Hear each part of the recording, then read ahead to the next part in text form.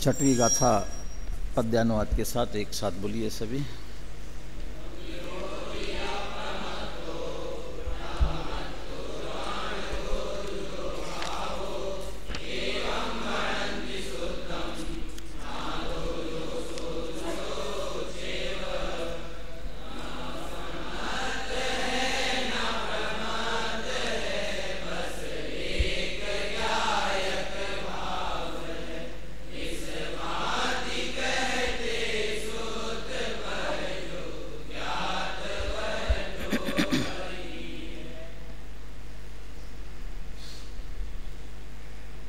एकत्व विभक्त आत्मा अनादिकाल से इस जीव को दुर्लभ हो रहा है, इसीलिए कुंद कुंदाचार्य ने उसी को कहने की प्रतिज्ञा पांचवी गाथा में की है। इसीलिए शिष्य ने तत्काल प्रश्न खड़ा किया, वह एकत्व विभक्त आत्मा आप एकत्व विभक्त कह रहे हैं तो निश्चित रूप से वह शुद्ध है। वो ऐसा वह शुद्ध आत्मा कौन है, कैसा है? ऐसा वह शुद्ध आत्मा कैसा है, क्या स्वरूप है उस शुद्ध आत्मा का? गुरुदेव कुंद कुंदाचार्य के लिए कहते हैं कि वे अनुभव की शाई में शुद्धोपयोग की कलम डुबोकर ग्रंथादिराज समय सार लिखते हैं, तो मानो वे अनुभव में जाकर के बाहर आए। सातवें गुणस्थान में तो कोई शुद्धोपयोग की दशा में प्रश्न सुनने और उत्तर देने का प्रश्न नहीं है। उससे जब विकल्प की दशा में आए और शिष्य का ये प्रश्न सामने आया, शुद्ध आत्मा कैसा है, तो उन्हें जैसा अनुभव में आया वैसा उन्होंने बताया। कैसा अनुभव में आया? चूँकि वे प्रमत्त दशा में झूलने वाले हैं, इसलिए उन्होंने कहा वो शुद्ध आत्मा का अनुभव करने पर न तो वो प्रमत्त दिखाई दिया अनुभव में आया, न ही अप्रमत्त अनुभव में आया। तो ऐसा अनुभव में तो नहीं आया, लेकिन कैसा अनुभव में आया? वो तो ज्ञायक मात्र, एक ज्ञायक भाव, वो जानना जानना जानना सहज जानन स्वभाव, वो ज्ञायक रूप में अनुभव में आया। और ऐसी ज्ञायकता अनुभव करने पर, ज्ञायक माने ज्ञान, जानना, तो वो तो स्वपर प्रकाशक होता है। तो क्या पर द्रव्य जानने में नहीं आए? और पर द्रव्य जानने से राग द्वेष उत्पन्न होते हैं, उसके कारण जो अशुद्धता होती है वो अशुद्धता अनुभव में वेदन में नहीं आई क्या? के लिए नहीं, वो तो शुद्ध है, शुद्ध ही है। यदि सब वेदन में नहीं आए तो और कैसा वेदन में आ रहा है आप बताएं? पहले उसको और ज़्यादा नहीं कहा जा सकता, ज्ञात वह तो वही है। तो जैसा अनुभव में आ रहा है बस वह उसी प्रकार से है, अनुभव का विषय है, वचन का विषय तो है ही नहीं, क्योंकि वचनातीत है। और चिंतन का विषय भी नहीं है, क्योंकि वो विकल्पातीत है। विकल्प से पकड़ में आता हो तब तो वह चिंतन का विषय बन सकता है, क्योंकि चिंतन का विषय तो विकल्प बनता है, लेकिन वो विकल्पातीत है, निर्विकल्प है। इसलिए वो तो अनुभव का विषय होने से ज्ञात वह तो वही है। भावार्थ अपन ने पहले पढ़ लिया था विस्तार से। जिन्होंने ध्यान से सुन लिया था और अभी भी ध्यान जिनको है, या पुनः जिन्होंने पढ़ लिया हो, वे उत्तर दे सकेंगे। नभी होदि अपमत्तो न पमत्तो, इसका अर्थ क्या? प्रमत्त प्रमत्त नहीं है, इसका भाव क्या, क्या मतलब इसका? बोलिए इधर सौरभ।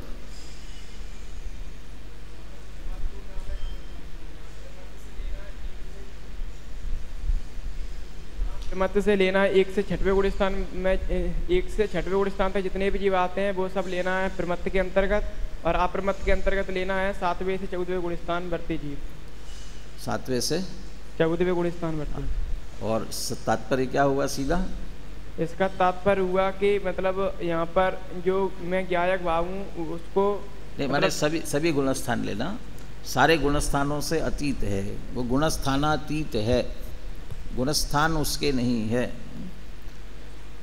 व्यवहार से गुणस्थान आदि कहे जाते हैं, लेकिन वास्तव में गुणस्थान आदि जीव के नहीं है। आगे 50 से 55 गाथा आएगी, उसमें वो जीव के नहीं हैं, न गुणस्थान है न मार्गणा स्थान है, इस रूप में निषेध करने वाले हैं। वो शुद्ध जीव के ये कुछ नहीं है। तो प्रमत्त नहीं, अप्रमत्त नहीं है।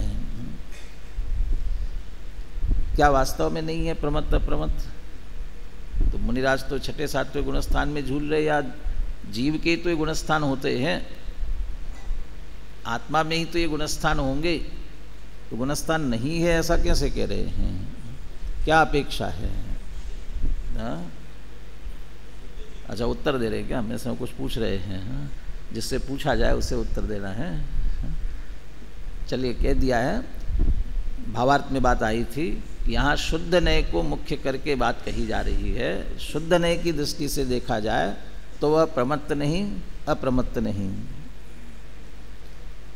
गाथा में नवी होदि अपमत्तो न पमत्तो, गुणस्थानों के क्रम में पहले प्रमत्त आता है कि पहले अप्रमत्त आता है? और अपन भी जब भी कहते हैं तो वह आत्मा न प्रमत्त है न अप्रमत्त है, यहाँ से बात करते हैं।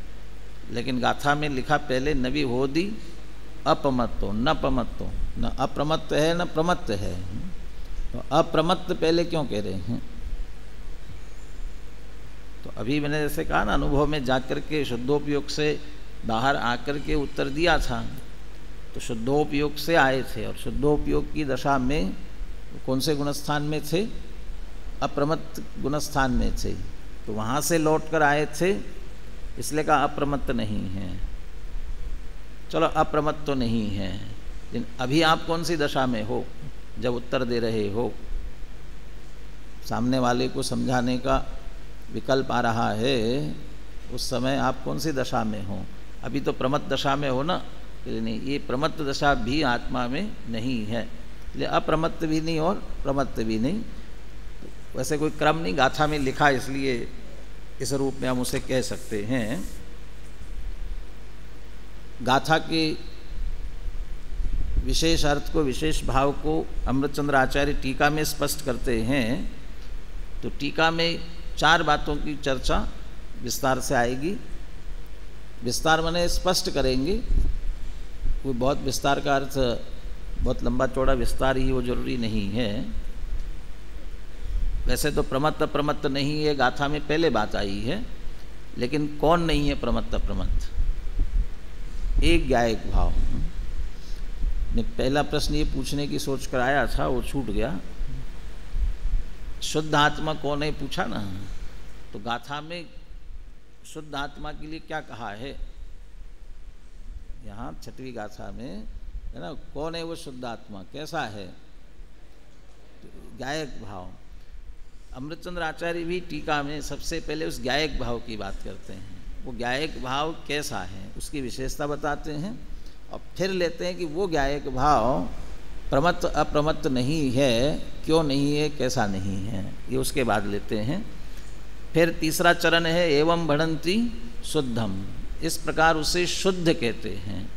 तो अब वो शुद्धता का क्या तात्पर्य, क्या हेतु है, वो बात लेते हैं। और फिर चौथी बात, ज्ञात वह तो वही है, इसकी बात करते हुए जो ज्ञात वह तो वही है, इसका भाव ज्ञायक रूप से जो ज्ञात हो रहा है वो वही है, जैसा अनुभव में आ रहा है वैसा है। तो ज्ञायक रूप से जो ज्ञात हो रहा है, इस रूप में जो अनुभव में आ रहा है, तो ज्ञायक है। एक तरफ आप शुद्ध कहते हो, दूसरी तरफ आप ज्ञायक कहते हो। तो ज्ञायक शुद्धता की जो बात दी गई है वो परद्रव्यों से भिन्न होने के कारण शुद्ध है। पर द्रव्यों से भिन्न उपासित होता हुआ शुद्ध है, और पर से भिन्न है तो पर से कुछ भी संबंध नहीं। तो जब कोई संबंध नहीं है तो आप उसे ज्ञायक कहते हो, तब तो संबंध हो गया।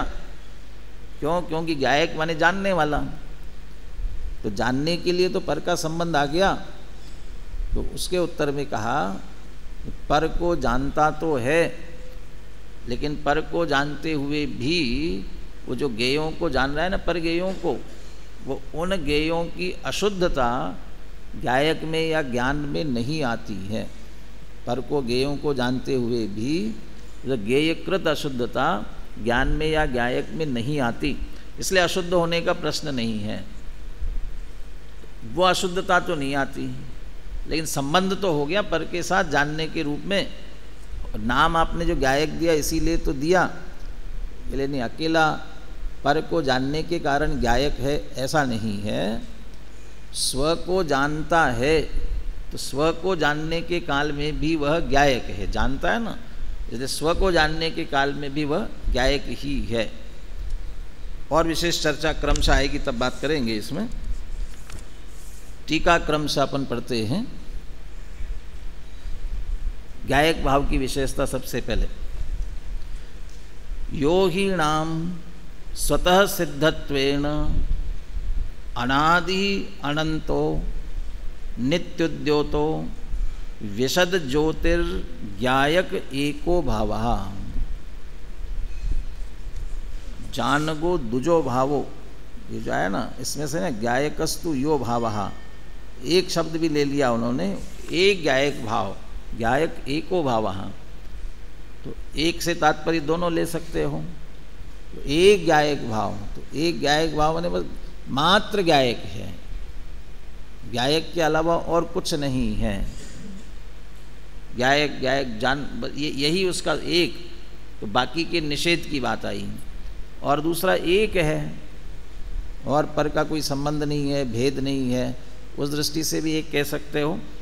ऐसा जो ज्ञायक एक भाव है, अब वो कैसा है? तीन विशेषताएं ली है।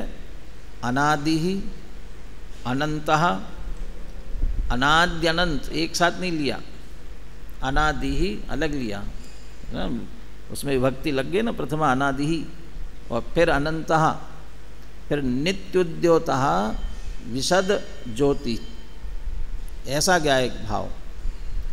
अनादि अनंत नित्य उद्योत रूप विशद ज्ञायक ज्योति। अनादि क्यों है? अनादि क्यों है? आदि तो उसकी होती है, प्रारंभ उसका होता है जिसे बनाया जाए, जिसे तैयार किया जाए, जिसकी उत्पत्ति होवे। जो उत्पन्न होगा, जिसको कोई बनाएगा, तो उसकी आदि होगी। तो इस ज्ञायक भाव को किसने बनाया? कब इसका जन्म हुआ? कब ये प्रकट हुआ? नहीं, इसका जन्म हुआ नहीं, किसी ने इसे प्रकट किया नहीं है। तो है कैसे? कि स्वतः सिद्ध है, स्वतः सिद्ध। और स्वतः सिद्धत्वेन, स्वतः सिद्ध होने से, स्वयमेव, किसी ने बनाया नहीं, इसलिए स्वतः सिद्ध है, स्वयं सिद्ध वस्तु। स्वयं सिद्धता क्या है? इसका स्वयं का अस्तित्व गुण है, इसके स्वयं के अस्तित्व के कारण किसी से प्रकट नहीं हुआ है। स्वतः सिद्धत्वेन। और उसके पहले यो ही नाम, ये जो शब्द दिए हुए हैं, तो यो एको ज्ञायक भावः, जो यह ज्ञायक भाव, जो ऐसा कह करके फिर सह उसको आगे जोड़ने वाले हैं, वह न अप्रमत्तय न प्रमत्तय, वो बात आगे जोड़ेंगे। इसलिए यो, और नाम माने वास्तव में। तो जो वास्तव में स्वतः सिद्ध होने के कारण से कैसा है? अनादि है। और अनंत क्यों है? अनंत क्यों है? अनंत इसलिए है, वो उसमें भी हेतु एक तरह से स्वतः सिद्धपना ही लेना है, उसके लिए अलग से हेतु नहीं दिया। स्वतः सिद्धत्वेन अनादि ही अनंतः, वो अनंतपना भी उसके साथ दिया। लेकिन हिंदी अर्थ करते समय थोड़ा बदल दिया, क्योंकि वो अनादिपना तो जुड़ सकता है, भी स्वतः सिद्ध है, स्वतः सिद्ध का भाव ये भी किया अर्थ, कि किसी से उत्पन्न हुआ न होने से, किसी से उत्पन्न नहीं, किसी ने इसको उत्पन्न नहीं किया है, आदि नहीं है, इसकी प्रारंभ नहीं है, इसलिए अनादि है। और जिसे किसी ने उत्पन्न नहीं किया तो उसे मिटा कैसे सकता है? कौन मिटा सकता है? जिसने बनाया वो उसे मिटा सकता है। एक वो कहानी आती है ना संस्कृत में, पुनर्मूषको भव, सुनी होगी ना कहानी पूरी, पुनर्मूषको भव। अरे कैसे संस्कृत वाले हों, तुमने नहीं सुनी तो दूसरों ने कहाँ सुनी होगी। वो चूहे को बिल्ली को देख करके लगा कि बिल्ली शक्तिशाली है तो इसलिए मुझे क्या बनना चाहिए, बिल्ली बनना चाहिए। तो साधु महाराज के शरण में जा कर के कहा साधु से, सिद्ध साधु होंगे कोई, उससे कहा कि ये बिल्ली परेशान करती है इसलिए मुझे क्या बना दो, बिल्ली बना दो। तो बिल्ली बना दिया। अब बिल्ली थी तो उसको कुत्ता परेशान करता था, तो फिर क्या कहने लगा, जैसा कुत्ता परेशान करता ये शक्तिशाली इसलिए मुझे कुत्ता बना दो। अब वो कुत्ता देखा शेर से डरने लग गया, तो बोला मुझे तो शेर बनना है, अपने शेर बना दिया। अब शेर बन गया तो शेर ही बन गया फिर वो, और वो साधु पे ही झपटने लग गया शेर बन करके। तो तत्काल साधु ने क्या कहा, पुनर्मूषको भव, फिर से क्या हो जाओ, चूहे बन जाओ। तो वापस चूहा बन गया। तो शेर चूहा क्यों बना, किसने बनाया? ये साधु ने बनाया। ये क्यों बनाया? क्योंकि उन्होंने ही तो शेर बनाया था ना, तो उन्होंने शेर बनाया था तो चूहा बना सकते फिर से। ऐसे ज्ञायक भाव आत्मा को ज़्यादा गड़बड़ करने लग जाए, जैसे अन्य मत वाले कहते हैं भगवान ने बनाया सब, चेतन अचेतन सब चराचर जगत जीव बना दिया, भगवान को मन आया ज़्यादा दिक्कत गड़बड़ कर रहा है तो कहा जाओ जड़ बन जाओ, तो कह सकता है ना, तो जड़ बन जाएगा, तो फिर ज्ञायक भाव जड़ हो जाएगा। तो ऐसा हो जाएगा ना, इसलिए नहीं हो सकता है, क्योंकि स्वतः सिद्ध है। स्वतः सिद्ध है, किसी ने इसे उत्पन्न नहीं किया, किसी ने उत्पन्न नहीं किया इसलिए अनादि है। इसी में से बात ये निकलती है, जब किसी ने उत्पन्न नहीं किया तो कोई नाश भी नहीं कर सकता, तो कोई नाश नहीं कर सकता इसलिए अनंत है, अंत आ नहीं सकता है। कहीं चर्चा अपन ने की थी विस्तार से पीछे। आप तो पूरे द्रव्य के नाश की बात तो छोड़ो, उसके एक है वो टंकोत्कीर्ण है ना, टंकोत्कीर्ण की भांति स्थित है, वो कोई नाश नहीं कर सकता, वो विश्व को टिकाए रखते हैं। इसकी चर्चा में अपन ने की थी, विश्व को टिकाए रखते हैं क्योंकि वो स्वयं टिका हुआ है, उसका स्वयं का अस्तित्व, अंत नहीं आता कभी। पूरे द्रव्य के नाश की बात तो दूर रहो, उसके अनंत गुणों में से एक गुण नष्ट नहीं किया जा सकता, गुणों की बात तो दूर, उस एक अनंत गुणों में से एक गुण की अनंतानंत पर्यायों में से एक पर्याय, उसे नष्ट नहीं किया जा सकता, आगे पीछे नहीं किया जा सकता। को वा सक्के दो आरे दुम इंदो वा जिनिंदो वा, इंद्र जिनेन्द्र कोई नहीं कर सकते। तो जब एक पर्याय नहीं कर सकते तो गुण नहीं कर सकते, द्रव्य कहाँ क्या कर सकता है, कोई नष्ट नहीं कर सकता, इसलिए अनंत है। तो स्वतः सिद्ध पने में आ गया वो बात से, स्वयं सिद्ध।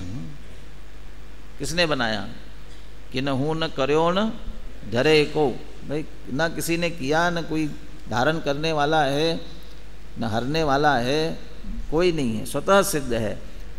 और सारा जगत स्वतः सिद्ध है। इसी द्रव्य का, इसी विश्व का में द्रव्य ज्ञायक भाव, वह भी कैसा है, स्वतः सिद्धत्वेन अनादि अनंत। तो ऐसे अनादि अनंत तो सभी द्रव्य हैं। मेरी क्या विशेषता, क्या विशेषता है मेरी, विशद ज्योति ज्ञायक एको भाव, मैं ज्ञायक भाव हूँ। विशद ज्योति, इसके ये शब्द ज्योति शब्द पहले भी आया है, वहाँ अपन ने विस्तार से चर्चा की है, वहाँ से याद कर लेना। और उसमें नित्योद्योतपना भी शब्द आया था, नित्योद्योत। वैसे तो ज्योति शब्द का प्रयोग ही उद्योत के माने प्रकाशमान, जाज्वल्यमान, जलहल ज्योति स्वरूप तू केवल कृपा निदान, बीजो कहियों केटलों कर विचार तो पाम, श्रीमद जी का वाक्य है। जलहल ज्योति स्वरूप, ज्योति जलती हुई होती है। जितेंद्र, बहुत अच्छा, इतने दिनों में नहीं दिखा पाए थे जो अभी दिखा रहे हो ना? उसका दिमाग खराब किया, मेरा किया, और इतने लोगों का 1 मिनट खराब कर दिया। इससे महत्वपूर्ण लग रहा है, इसलिए चंचल नहीं होना, सब विकल्प छोड़ के बैठना, और आए विकल्प कदाचित तो झटकना, मन में आए तो वचन में नहीं आने देना, और वचन में आए तो काया से रोकना। तीनों से भ्रष्ट हो गए तुम, और हम सबको भ्रष्ट कर दिया। क्या बात कर रहे थे? हाँ, स्वतः सिद्ध अनादि अनंत नित्य विशद ज्योति, ज्योति जो होती है वो नित्य उद्योत रूप ही होती, तभी ज्योति कहा जाता है। जो ज्ञायक भाव अनादि अनंत है, तो अनादि अनंत सांख्य वगैरह मानते हुए ऐसा कूटस्थ नित्य होगा, परिवर्तन नहीं होता होगा उसमें, या बौद्धों जैसा हर समय नष्ट होता होगा क्षणिक मात्र, ये ऐसा नहीं है। वो अनादि अनंत होकर के नित्य उद्योत रूप है, प्रति समय जानन जानन जानन रूप से परिणमित हो रहा है। वो परिणमता हुआ। जीव का लक्षण क्या है? जीव का क्या लक्षण है? संचित, क्या लक्षण जीव का? हाँ, तत्वार सूत्र में क्या कहा? उपयोगो लक्षणम। तो उपयोग जो कहा जाता है वह प्रगट है।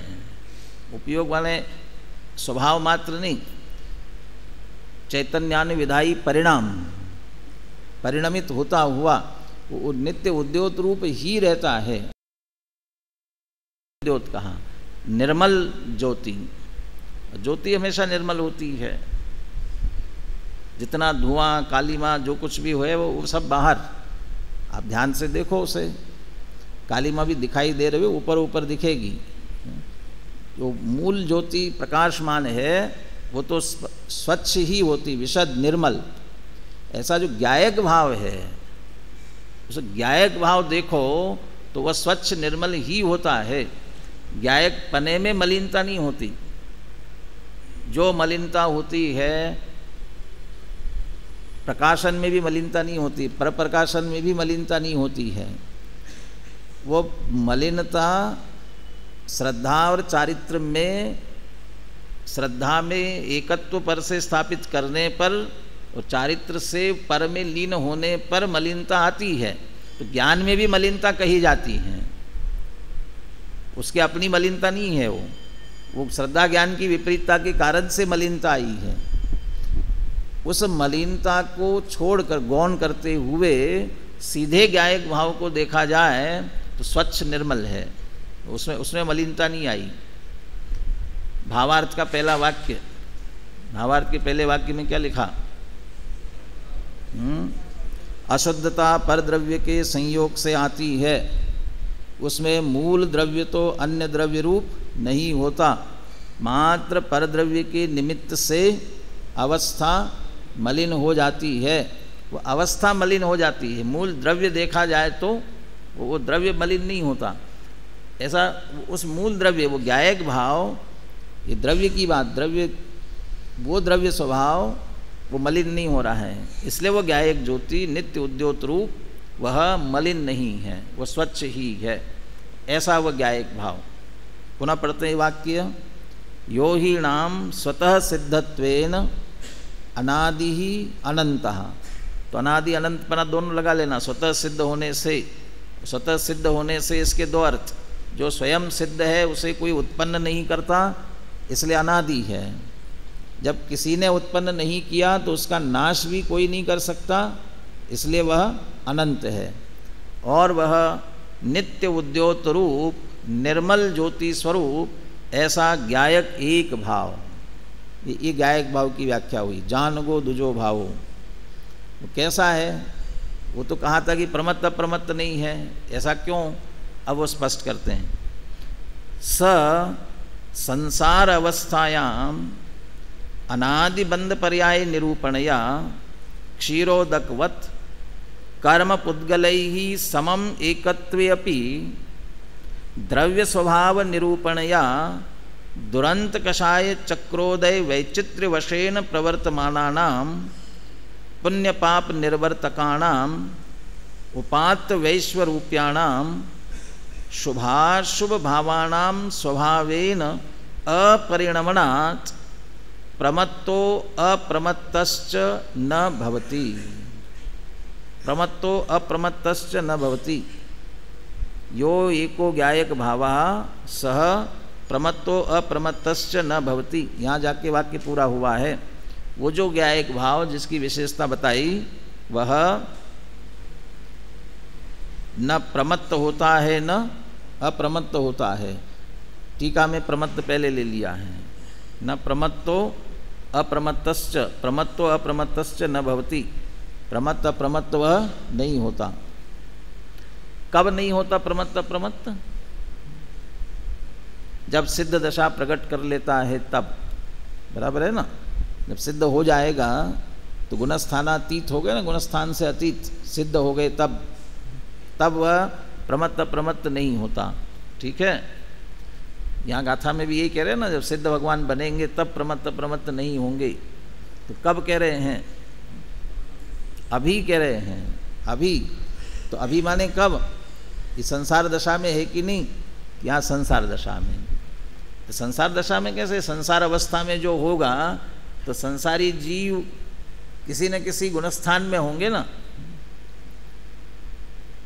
द्रव्य संग्रह में जहाँ चर्चा की ना, वो संसार के उसके समना अमना नेया पंचेंद्रिय निम्ना परे सव्वे और बादर सोमे इंद्रिय सव्वे पज्जत इद्राय, माने वो उसमें जो 9 अधिकारों की बात कर रहे हैं, 9 अधिकार। उस 9 अधिकारों में संसारत्थो सिद्धोसो विश्व सोड़ गई, तो एक संसार रूप से भी वर्णन कर रहे हैं उसमें। तो वहाँ वो संसार अधिकार का वर्णन किया जीव का संसार की तरफ से। तो ये इसको 14 जीव समास कहा। एकेंद्रिय आदि, फिर बादर सूक्ष्म और संगी असंगी 5 इंद्रिय और ये सब मिला करके फिर पर्याप्त पर्याप्त, ऐसे 14 जीव समास। और फिर दूसरी गाथा में मग्गन गुणठानीय और 14 ही हवंतित अशुद्ध नया। ये अशुद्ध नहीं की अपेक्षा विन्नेया संसारी सव्वे शुद्धाहु शुद्ध नया। वो संसारी, तो संसार अवस्था में मार्गणास्थान गुणस्थान कहीं ना कहीं तो होगा। तो जीव कोई ना कोई मार्गणा में है कि नहीं, कोई ना कोई गुणस्थान में है ना। तो जब वो संसारी जीव गुणस्थान में है तो अब आप क्या कहोगे? प्रमत्त प्रमत्त नहीं। तो सिद्ध ही है जो प्रमत्त प्रमत्त नहीं है, गुणस्थानातीत है कि नहीं। ये संसार दशा में जो जीव है उसी जीव को 2 दृष्टियों से देखा जाएगा, 2 अपेक्षाओं से देखा जाएगा। इसलिए यहाँ उसे संसार अवस्था की बात कर रहे हैं। सिद्ध दशा प्रकट, सिद्ध दशा होने के बाद तो प्रकट पर्याय में शुद्ध हो जाएगा, गुणस्थानातीत होगा, वो उसकी बात नहीं है। इसलिए यहाँ वो प्रमत्त प्रमत्त नहीं है कि चर्चा करते हुए सबसे पहला शब्द लिखा है स संसार अवस्थायाम। वह संसार अवस्था में ही, उसी अवस्था में। तो क्या प्रमत्त प्रमत्त नहीं है? संसारी जीव प्रमत्त प्रमत्त नहीं है। निश्चयाभासी को समझाते हुए जब वो निश्चयाभासी अपने आप को मैं कैसा हूँ, सिद्ध समान शुद्ध हूँ, केवल ज्ञान सहित हूँ, रागादि से रहित हूँ, वो निष्कर्म कर्म से भी रहित हूँ, वो ऐसा अनुभव करता है। वहाँ तो उल्टा टोडरमल जी उससे पूछते हैं, तो सिद्ध समान शुद्ध कहता है, रागादि रहित कहता है, तो फिर संसार दशा किसकी है? फिर राग किसे हो रहा है? किसे हो रहा है? संसार दशा तुम्हारी नहीं है। जब तुम्हारी संसार दशा है, तुम अभी राग से सहित हो, रागी हो, तो फिर राग से रहित कैसे अनुभव कर रहे हो? कि द्रव्य दृष्टि से अनुभव कर रहे हैं। कि द्रव्य दृष्टि से अनुभव कर रहे हो तो द्रव्य दृष्टि से करो ना। वर्तमान पर्याय में क्यों कहते हो? मैं तो ऐसा हूँ कहते हो द्रव्य से और मानते हो वर्तमान जैसे प्रकट पर्याय में हो गए हो, तो प्रकट पर्याय में तो नहीं हो, प्रकट पर्याय में तो रागी हो। ऐसा करे प्रमत्त नहीं अप्रमत्त नहीं। अभी संसार की अवस्था में बैठे हो और कहते हो प्रमत्त नहीं अप्रमत्त नहीं, ऐसा कैसे? ऐसा है क्या स्वरूप? कहले उसी संसार अवस्था में देखने के दो दृष्टिकोण है, देखने जानने कहने के दो दृष्टिकोण है, और जो दृष्टिकोण है उसे अपेक्षा विवक्षा और नय कहा जाता है। अब वो दो नयों से उसे देखो, दो दृष्टिकोणों से देखो, वो कौन कौन से देखने के। पहली विवक्षा अनादि बंध पर्याय निरूपण, या पर्याय निरूपण, निरूपण या अपेक्षा लेना, पर्याय की अपेक्षा। तो पर्याय से देखो उसे। यदि उस गायक भाव जीव द्रव्य को पर्याय की ओर से देखोगे तो वर्तमान में कैसा है, वर्तमान की बात क्या करे, अनादिकाल से कैसा है कि अनादिकाल से कर्मों से बंधा हुआ है। तो अनादि से कर्मों से बंधा है, कर्मों से बंधा है तो कर्मों के साथ साथ शरीर मिलता है, द्रव्य कर्म है, नो कर्म है, भाव कर्म है, ये सबका बंधन है। लेकिन ये सब पर्याय से है।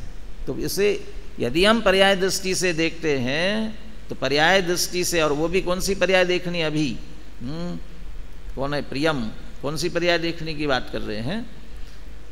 अनादि बंध पर्याय निरूपण, या अनादिकाल से जो कर्मों से बंधा है ऐसी पर्याय। क्यों पर्याय में तो बहुत सारी पर्याय हो सकती है ना, तो या बंधन पर जोर देना चाहते हैं। क्यों बंधन पर जोर देना चाहते हो आगे स्पष्ट होगा उसे। ये पर्यायार्थिक दृष्टि से देखेंगे तो कर्म बंधन सहित है वहाँ। अब कह दृष्टि बदलो, जो हम कह रहे हैं वो जानना समझना है तो दृष्टि बदलना पड़ेगी। तो कौन सी दृष्टि करे? इसमें दृष्टांत दिया, दृष्टांत छूट गया अपना आगे, पहले दृष्टांत पढ़ लेते हैं। अनादि बंध पर्याय निरूपणया क्षीरोदकवत कर्म पुद्गलैहि समम एकत्वे अपि। यदि बंध पर्याय से देखेंगे, पर्यायार्थिक नय से पर्याय की ओर से, तो कैसा है वह? कर्म पुद्गलैहि समम एकत्वे, कर्म पुद्गल के साथ एक में हो रहा है। तो उसमें द्रव्य कर्म के साथ, नो कर्म के साथ, इन सब के साथ एक में हो रहा है। क्या उदाहरण इसके लिए? क्षीरोदकवत, जल पय जो जियतन मेला, ये क्षीरोदकवत। क्षीरोदक माने क्या ऋषभ कुमार? क्षीरोदक माने क्या होता है? और जल पय माने भी क्या होता है? बोलो। हाँ? क्या बात है? हाँ? समझ में नहीं आ रहा है कि समझ में नहीं आ रहा है का मतलब, एक तो क्या चल रहा है कुछ मालूम नहीं है, ये समझ में नहीं आना, और दूसरा वो क्षीर और उदक क्या होता है, जल पे क्या होता है, ये नहीं मालूम। तो क्या नहीं मालूम? अभी यहाँ के विषय से नहीं जुड़े हो कि जल पे क्या होता है नहीं मालूम? हाँ? जोर से बोलो। जल पे नहीं मालूम क्या होता है? वो मम्मी की क्लास में बैठ के और छड़ाला की है, क्योंकि छड़ाला की पंक्ति है वो, वहाँ से फिर से पढ़ना शुरू करो। एक दिन और सलाह दी थी तुम्हें, अब तो सचमुच लग रहा है कि फिर से तुमको पढ़ना चाहिए। हाँ? अब प्रवेश देंगे कि नहीं देंगे मैं नहीं कह सकता हूँ तुमको, कम से कम तुमको प्रवेश देंगे कि नहीं पता नहीं है। हाँ? दोबारा तो शायद भूल नहीं होगी ऐसी। हाँ? चलो आगे, छोटा वाला ऋषभ।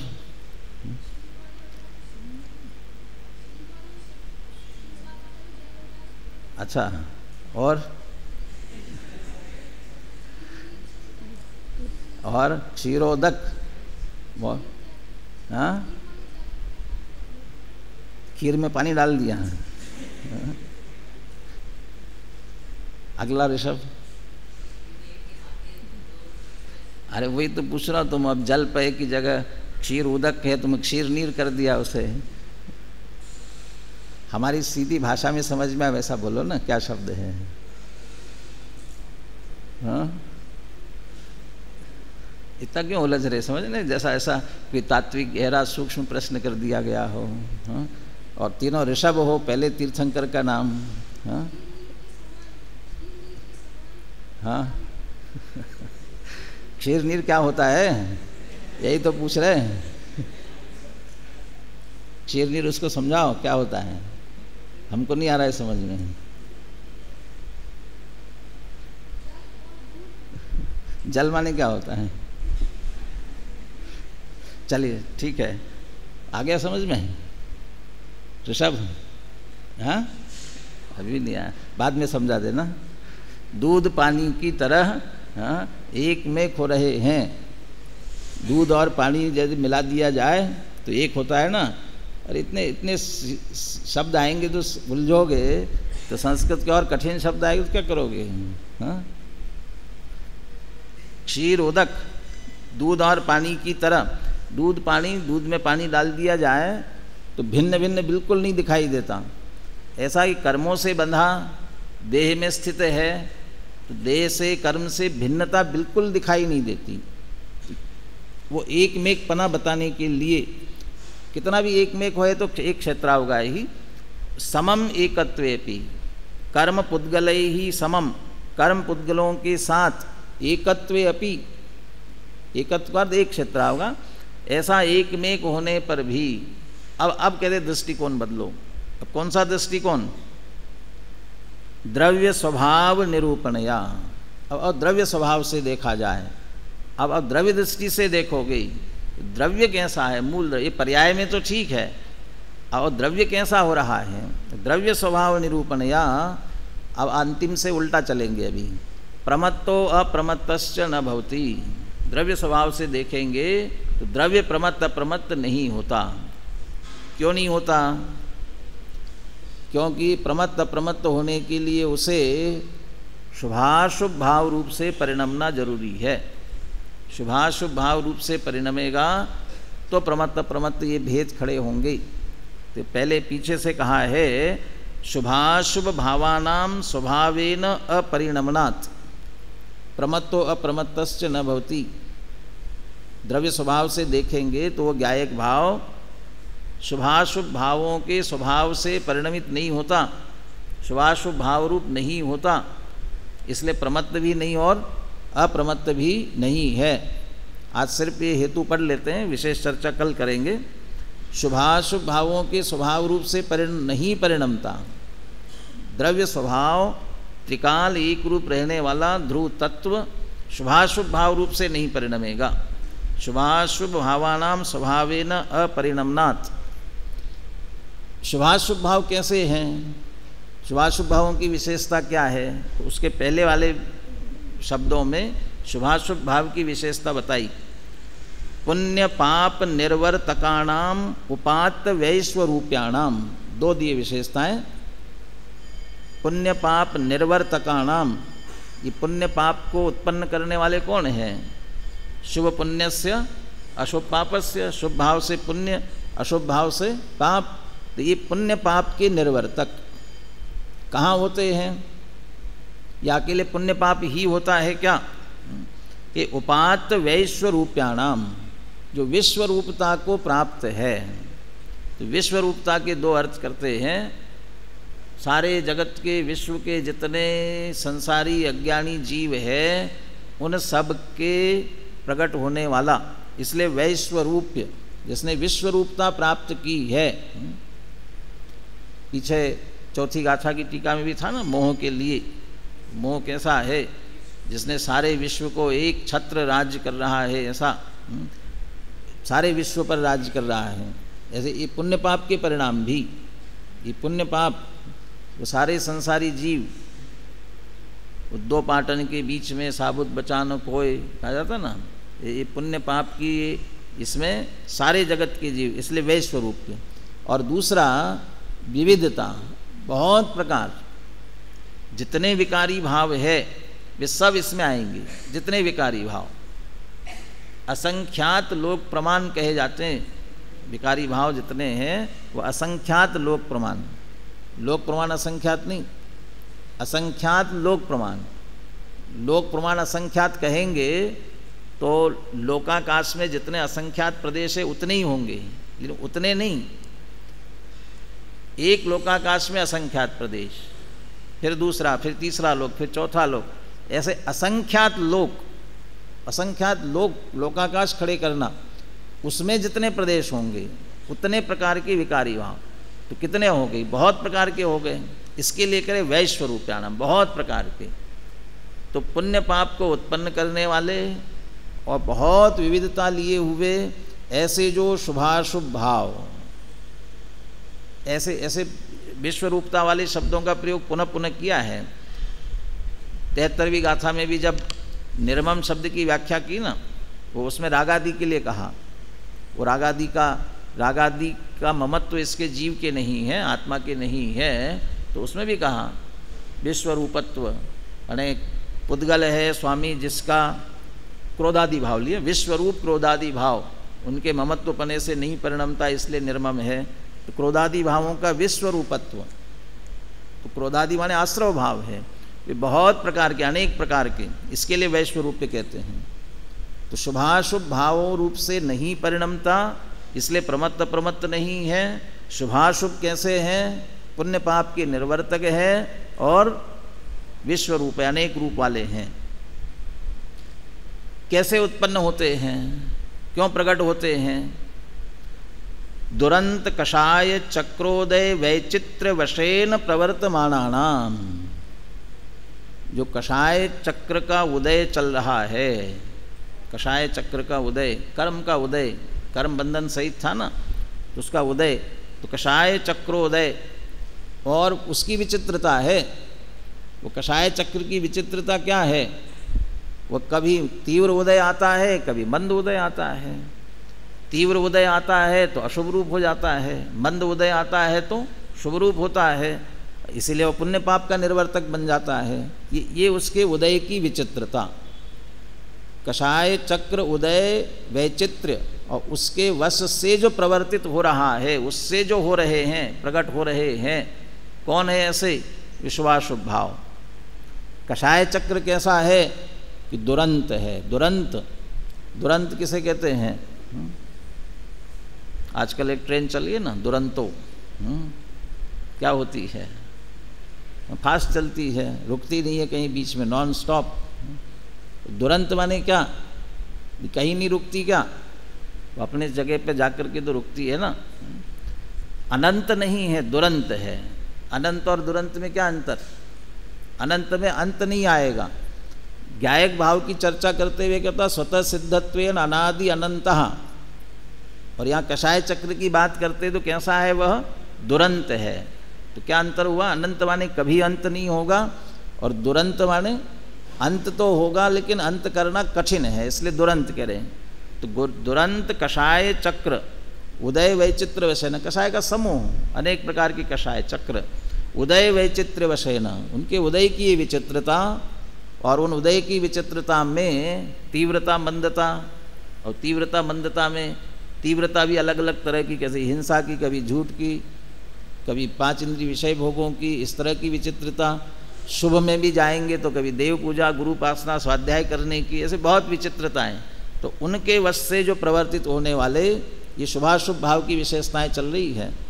तो कषाय चक्र के उदय की विचित्रता के वश जो प्रवर्तमान है, पुण्य पाप को निर्वर्त करने वाले हैं, उत्पन्न करने वाले हैं, जिनकी विश्वरूपता अनेक प्रकार के उपात्त वैश्वरूपाणाम, ऐसे शुभाशुभ भावों के स्वभाव से परिणमित नहीं होता, इसलिए प्रमत्त नहीं है।